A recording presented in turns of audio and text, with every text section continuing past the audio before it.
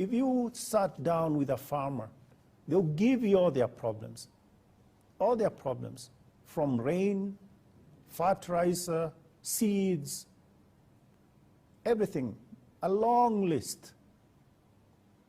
If you sat down with a student, they'll also give you a long list of questions, of issues.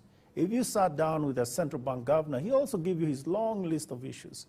So I think there's a danger here to think manufacturing is kind of special. And that's what I'm trying to explain to you, that actually it's not. So sure, there are all these issues of tax uncertainty. Sure. There are issues of input prices. But I don't think they are any different from any other person. If you ask or any other sector, if you ask the farmer, they'll tell you, my input prices are changing, and I have no control of that. So I think the point here is to appreciate that we all have to do our job.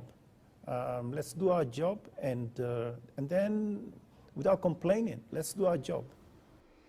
All right, then. So the view from the central bank is that there's really no problem to speak of. But what does the market make of it? Some hours ago, I spoke to Mucai Kunyiha. He's a chairman of the Kenyan Association of Manufacturers.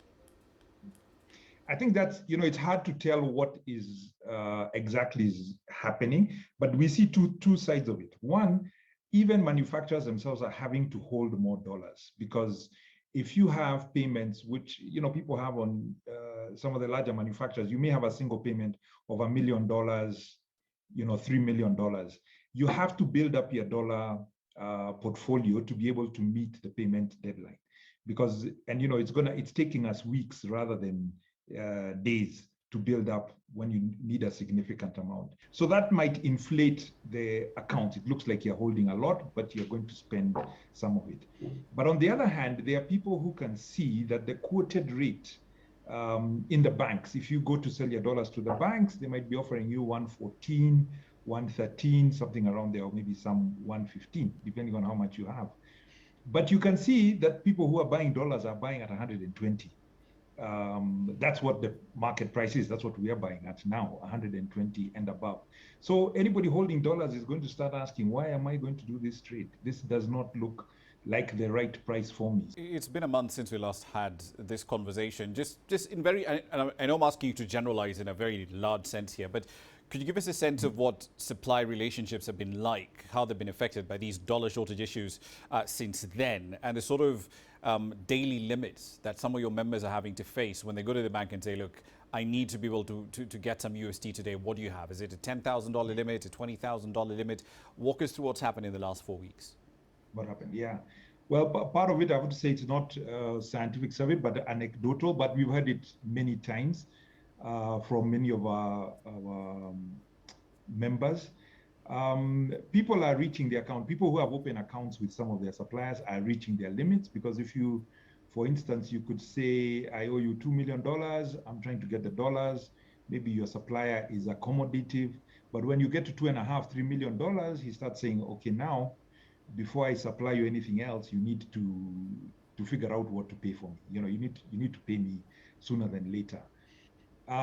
Then secondly, we start getting some of the people, especially if you're in an FMCG situation, you're worried about how you're going to price your goods once your raw material comes, because you're not sure when you're going to get the dollars and the price that you're going to be able to get it at. So pricing your goods, even as you get your raw materials, you're wondering what's the exchange rate, what's the correct exchange rate. You can hedge here and there, but it's still looking risky, and therefore some people are just holding back. And there's been no feedback, no engagement whatsoever with government ever since we last spoke 4 weeks ago? No, we've not had any engagement. We did participate in the private sector survey. We asked a lot of our CEOs to participate in that and highlight the issue. We are expecting a session with the central bank on Thursday, and we are hoping we'll hear some sort of solution or some sort of way forward about how we can deal with the situation. Are we starting to see some signs among, not necessarily among your members, but generally across the economy, given all these dollar shortages that we're seeing now, are we starting to see instances where companies are starting to dollarize their receivables? Yes, it has happened, but again, it's for many of them. I personally, I don't know whether that's it's going to go very far, because again, your customers are in the Kenyan market. If you're an exporter, no problem. But when you are in the Kenyan market, if you as a large corporate cannot find the dollars, where are your customers going to find those dollars? You know, it's not like they are sitting on them somewhere. Some of them may be, but you know, you're not going to get far with that. Let's assume these conditions remain as they are now for the next 12 months. What does that do to credit demand in the manufacturing space? What does that do to employment in manufacturing? What does that do to your ability to produce the goods that you're exporting and, of course, for domestic consumption as well within Kenya? Yeah.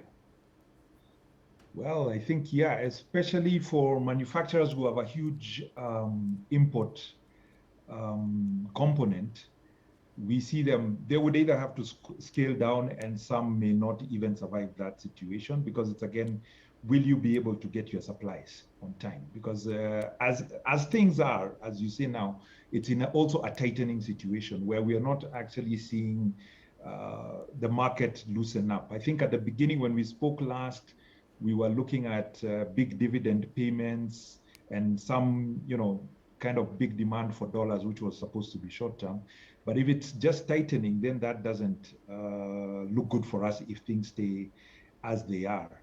So we think it would be very difficult. You know, I think we would be looking at some people not being able to survive this, which would be about closures and the consequences on employment.